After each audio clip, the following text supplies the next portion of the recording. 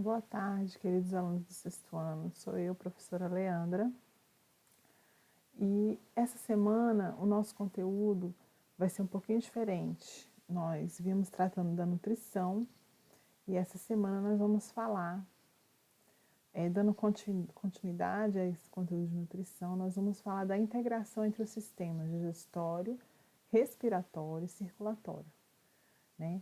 Esses três sistemas, eles atuam de forma integrada no nosso organismo para nos manter vivos, né? Para nos fornecer condições de permanecer vivos.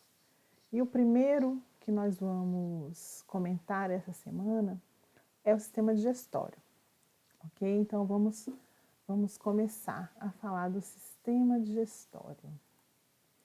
Bom, o sistema digestório ele tem como função transformar o alimento em nutrientes. Então, na semana passada nós comentamos sobre os diversos tipos de alimentos, que os alimentos têm origem animal, vegetal, mineral, que eles são constituídos de nutrientes, né? Que eles podem ser reguladores, construtores, energéticos, né? Falamos de tudo isso aí. Para quê? Para a gente conseguir entender como que o sistema digestório age sobre esses alimentos.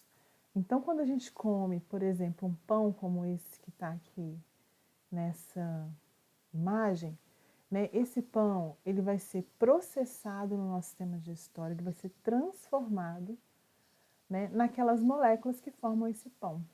Tá? Então, no caso desse pão aí, quando ele for digerido, ele vai dar origem a essas moléculas como essas aqui, na verdade, né, que são carboidratos, que é o principal nutriente que vai ter nesse pão, tá certo?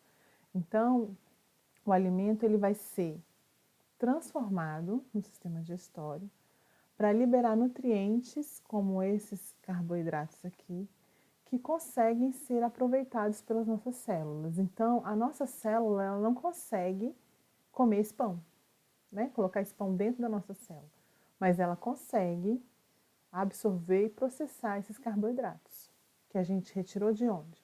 Do alimento, que foi no caso aí do meu exemplo, o pão, tá certo? Então, toda essa transformação ela vai acontecer durante a passagem desse alimento pelo sistema digestório. Vai ser então nessa passagem no sistema digestório que essas partículas menores vão sendo liberadas e aí o nosso organismo consegue aproveitar, absorver, distribuir essas partículas menores, absorver, distribuir e usar essas partículas menores para obter, no caso aqui desse pão, né, que vai fornecer para a gente carboidrato, vai fornecer energia para o nosso corpo, ok? Então, basicamente, é isso que o sistema digestório faz. Transforma o alimento em nutrientes que nós conseguimos aproveitar dentro das nossas células. Muito bem, né? Os nutrientes, como os carboidratos, as proteínas e as gorduras, vai acontecer esse processo aí. Eles vão passar por transformações dentro do nosso tubo digestório, vão ser quebrados em suas partes menores, para que nós possamos absorver e usar esses componentes, esses nutrientes, ok? Agora, no caso de vitaminas, sais minerais e água, não vão passar por transformações. Então, o que acontece? Quando a gente digere os alimentos que têm essas substâncias, né, elas vão ser diretamente absorvidas pelo nosso sistema digestório, pelo nosso intestino grosso. Tá? Então, vitaminas, água e sais minerais não vão passar por transformações, vão ser absorvidas do jeito que estão. Tá?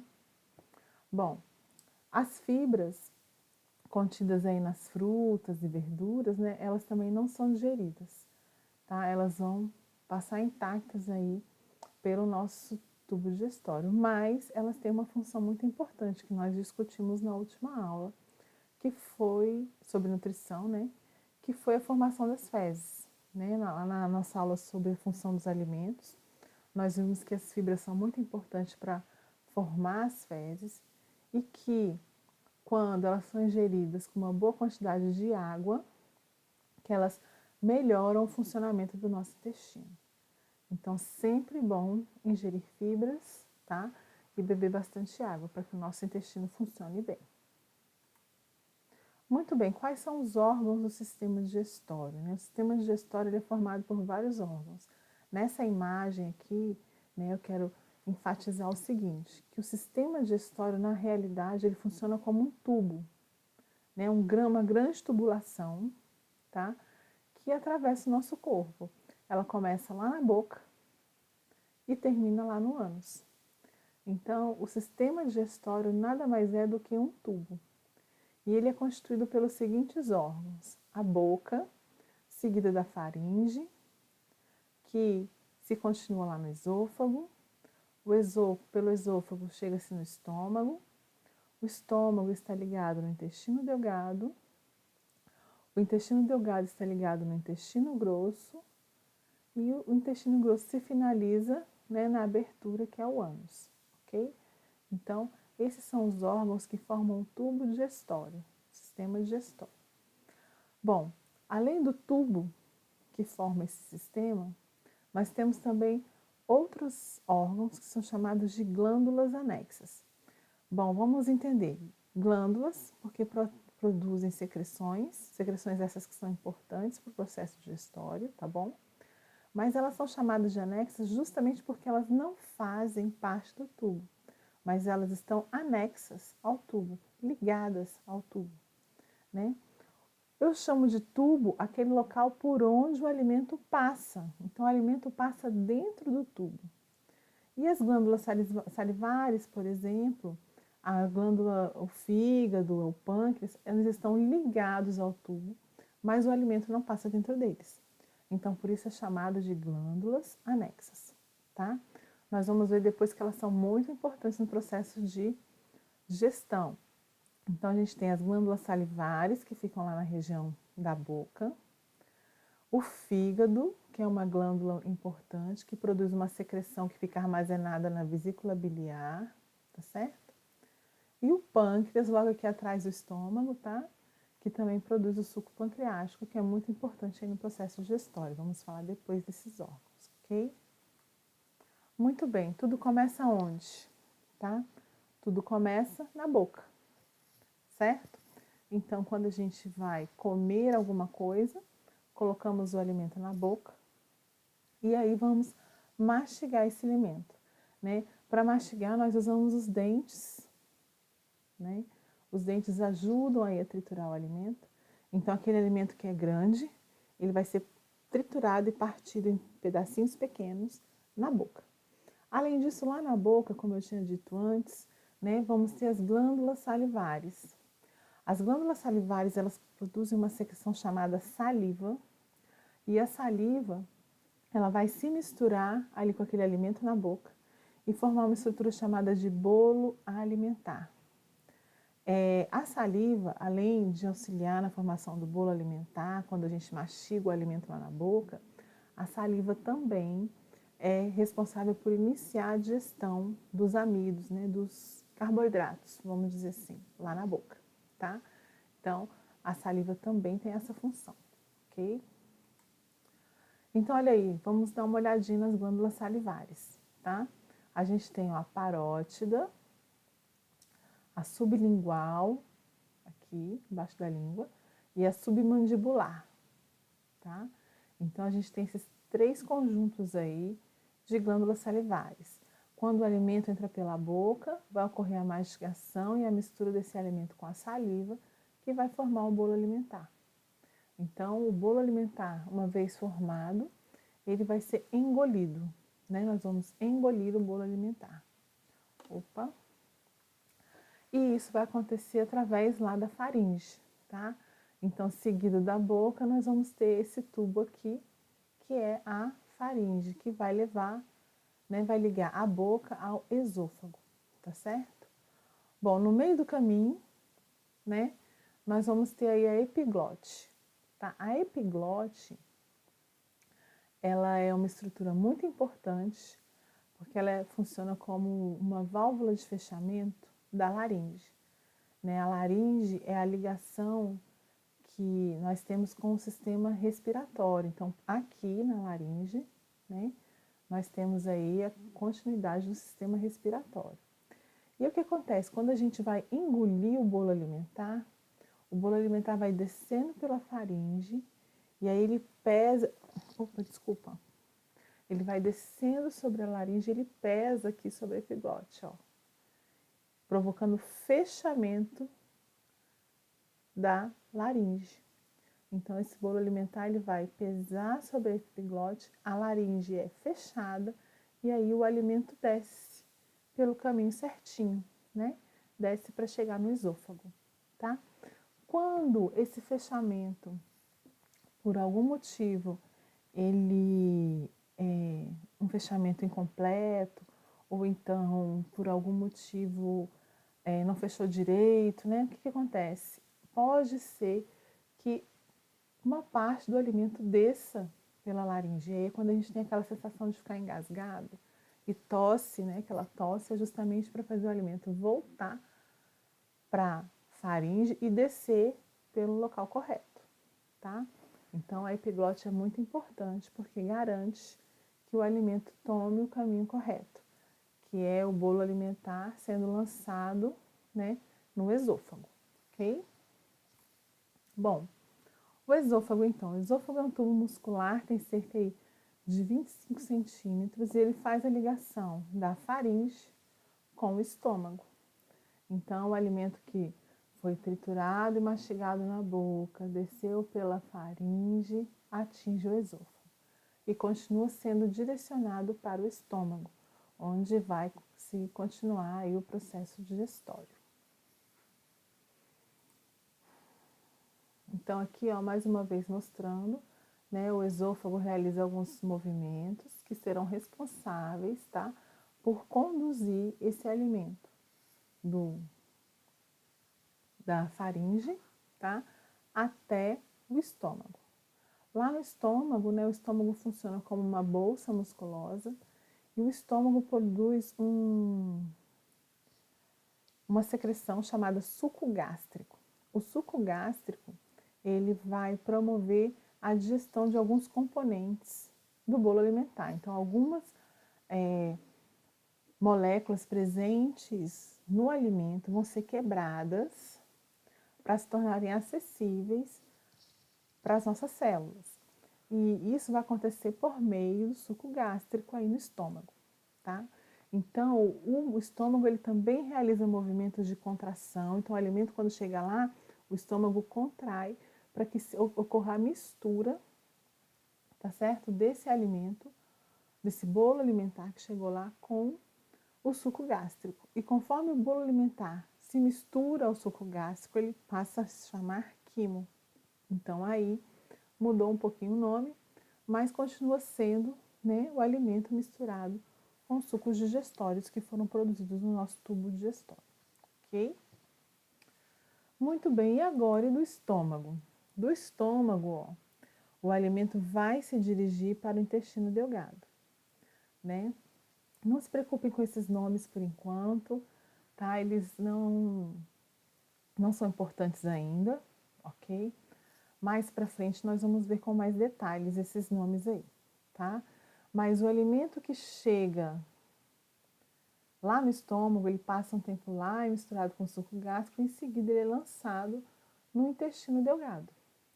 O intestino delgado, ele atua na digestão dos componentes do bolo alimentar e ele atua também na absorção da maior parte dos nutrientes que tem nos alimentos. Quando o alimento chega no intestino delgado, ele vai sofrer a ação de alguns sucos digestórios que são importantes. Bom, quais são eles, né? O primeiro que eu vou falar é a bile. A bile é uma secreção produzida pelo fígado e fica armazenada aqui, ó, na vesícula biliar. Então, isso aí, né, a secreção, a bile, vai ser lançada lá no intestino delgado, quando esse alimento chegar lá, quando esse bolo alimentar passar por lá, ok? Lá no intestino delgado também vai ser lançado o suco digestório produzido por essa glândula anexa aqui, que é o pâncreas, que é o suco pancreático, tá? Vai ser liberado aí no intestino delgado. Além disso, o próprio intestino delgado produz também o suco digestório. Então, aqui no intestino delgado, tá certo? Os nutrientes vão estar sendo digeridos, tá? A maior parte deles vai estar sendo absorvida também pelo intestino delgado. E aqui, nesse momento, existe uma conexão entre o sistema digestório e o sistema cardiovascular. Então, é muito importante a gente ficar ligado nessa conexão. Qual é a conexão? Todos aqueles nutrientes que são absorvidos aqui pelo intestino delgado, eles vão ser lançados aonde? No sangue. Então, eles são lançados lá no sangue, e o sangue, através da circulação que ele faz no nosso corpo, vai se encarregar de distribuir esses nutrientes para todas as células do corpo. Então, quem vai fazer a distribuição do que foi absorvido na digestão é o sistema cardiovascular. Ok? Então, como funcionou? O sistema digestório preparou, né, transformou os nutrientes e absorveu. E agora o sistema circulatório vai levar isso para todas as partes do corpo. Então, essa é a primeira conexão entre dois sistemas que nós estamos vendo. Ok? Muito bem. Bom, e aqui mais um detalhezinho das glândulas anexas, né? Como eu disse lá, o fígado produz a bile, que fica armazenada na vesícula biliar, ó. E aí vai lançar a sua secreção lá no intestino delgado. O pâncreas a mesma coisa, né? Uma glândula que produz o suco pancreático, vai lançar esse suco pancreático também no intestino delgado. E o próprio intestino delgado produz um suco digestório, que é muito importante aí para finalizar o processo digestivo, tá? Bom, e aqui nessa outra imagem eu estou mostrando as glândulas salivares, né? Parótidas, submandibular e sublingual, que são importantes aí para auxiliar a formação do bolo alimentar. Intestino grosso, muito bem, olha lá. O intestino grosso é o local onde vai se finalizar aí, né, o processo digestório.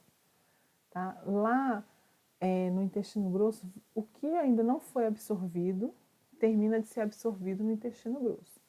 Então, do intestino delgado, o alimento passa para o intestino grosso, onde vai ocorrer a absorção da maior parte da água e dos sais minerais.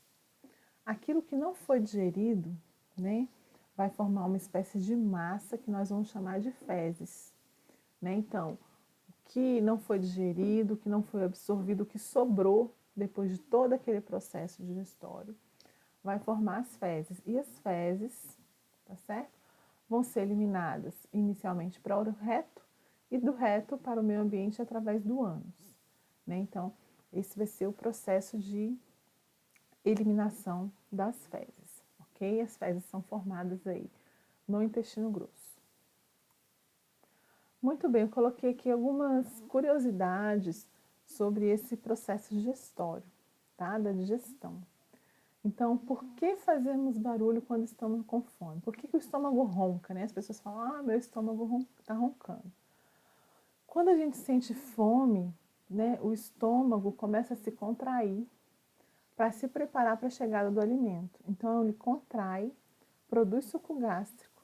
E como não tem nada dentro do estômago, isso aí, né, que poderia abafar esse barulho, a gente consegue às vezes escutar esse barulho, que é o ronco do estômago, tá certo?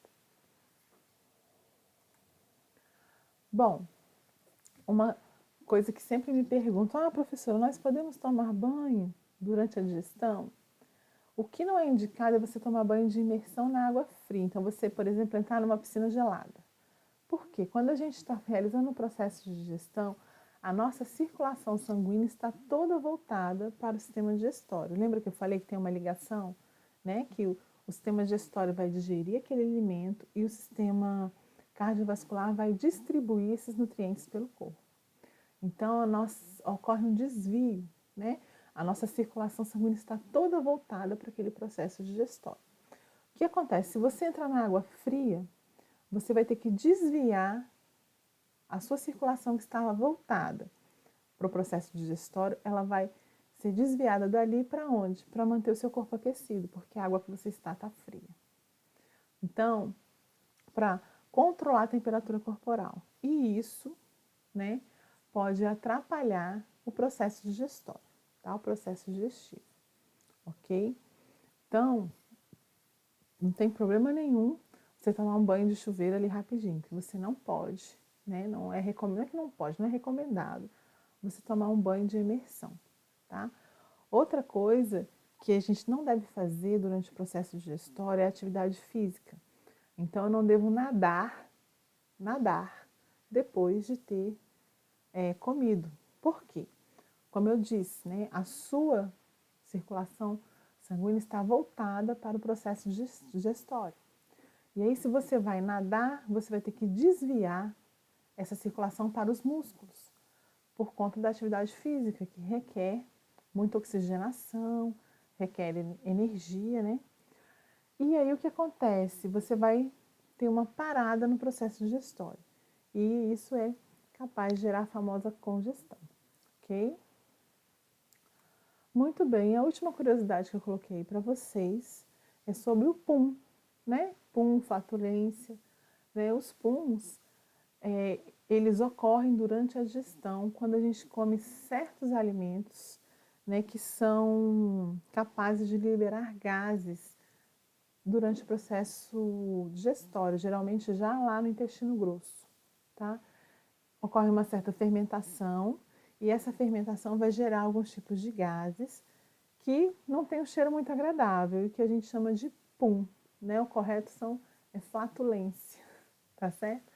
Mas essas coisas desagradáveis podem ser geradas aí devido à ingestão de alguns alimentos que acabam sofrendo uma fermentação, ok? Bom, espero ter ajudado vocês. Qualquer dúvida pode perguntar para mim lá no fórum, tá certo? Que eu vou tentar responder. E é isso, até a próxima.